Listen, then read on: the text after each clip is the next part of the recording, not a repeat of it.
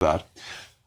So important, stronger than ever. These are the phrases used by the Prime Minister recently to describe how vital the US-UK relationship is to global security. Seems peculiar, then, that he appointed David Lammy as the UK's most senior representative on foreign affairs. Mr. Lammy has described Trump, the man most likely to be the next US president, as a neo-Nazi sympathising sociopath. When asked this morning whether he regretted this and similar comments, he stated, "Trump has the thickest of skins." This is also the man who described the 2016 referendum as advisory and called for the result to be ignored. And it may only be fair to remind viewers that the Nazi epithet is a personal favourite of Lammy's. He once compared me to the Nazis and later stated that the reference was not strong enough.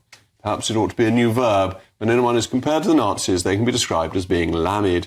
But is he really the right man to be shouldering the burden of international relations? Well, I'm joined now by the co-founder of Novara Media, Bastani. Aaron, thank you so much for coming in. My pleasure, Jacob. All politicians have said things that they later regret. And sometimes we fall back on that hoary old chestnut and say we were quoted out of context, which is usually code for saying we've said something we regretted. Or occasionally we say we regret saying it. There's a wonderful quotation from Churchill about how he'd often had to eat his own words and he'd found it a very sustaining diet.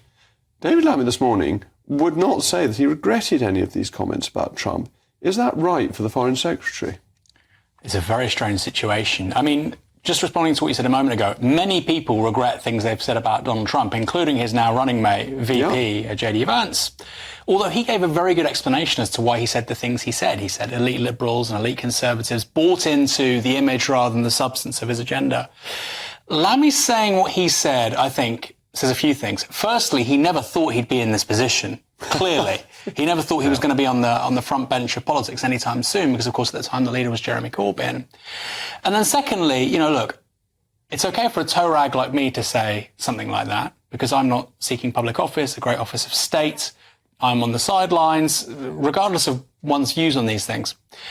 But I do think a foreign secretary being that injudicious about the leaders and potential leaders of overseas powers, particularly allies, is probably unwise. And I'm sure David Lammy now thinks that. The big problem for him, of course, is that Trump could become the president. Right now, it's all speculative, but the minute Trump is president, this will be quite hard.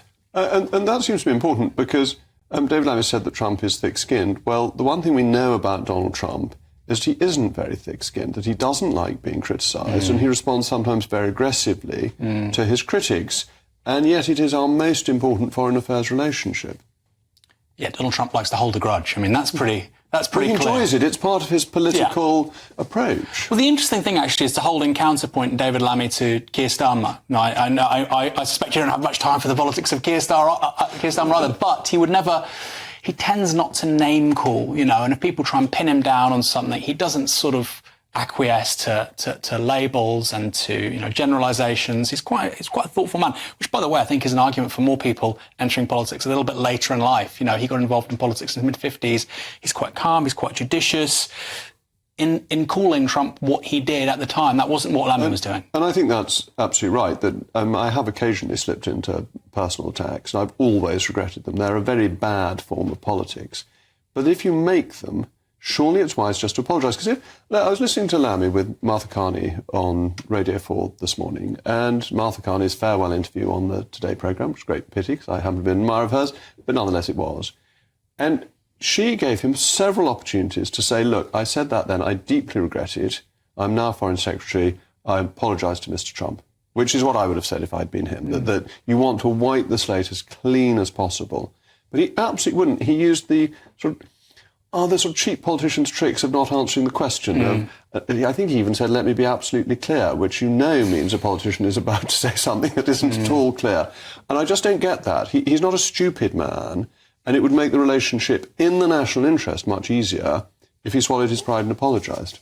So somebody might be watching this and think that you're trying to, pull the thread and upset the apple cart, but you're absolutely right to say this is a hugely important relationship economically, politically, militarily. The Trident submarine system does not work without the Americans. They service various parts of that system.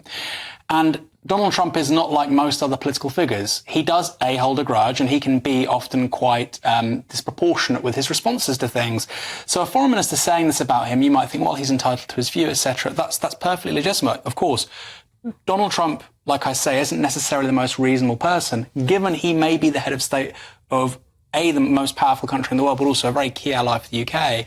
This is not to be hyperbolic. This could have genuinely large implications for the UK. I know it sounds ridiculous, but it's true. And as you point out, stylistically, it's so unlike Keir Starmer. So will there be pressure coming from within the Labour Party? I mean, when Alastair Campbell was head of communications, a minister who'd said something like this about an American president would be getting an order to apologise. Yes. And if he hadn't apologised within a couple of hours, something pretty drastic would happen. Yeah. Is the Starmer regime controlling enough to do this, or can David Lammy just get away with it? I suspect they absolutely are. I'm surprised it hasn't happened already, frankly. And I suspect that he will be given some kind of ultimatum, either apologise. It doesn't need to be, you don't have to be obsequious to Mr. Trump, but, you need to apologise.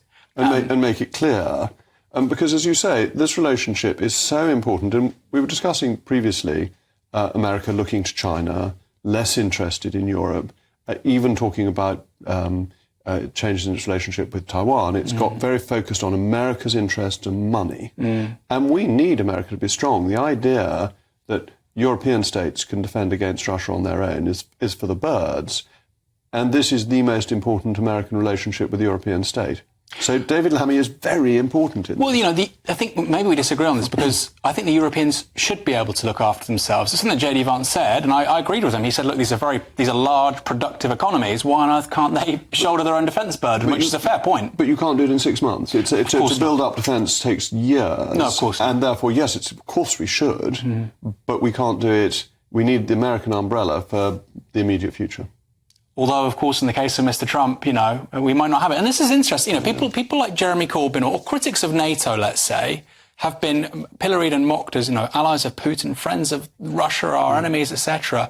But it's a very real question that policy elites in this country have not engaged with: the possibility of the United States walking away from the Western alliance. Indeed. Well, Aaron, thank you very much indeed.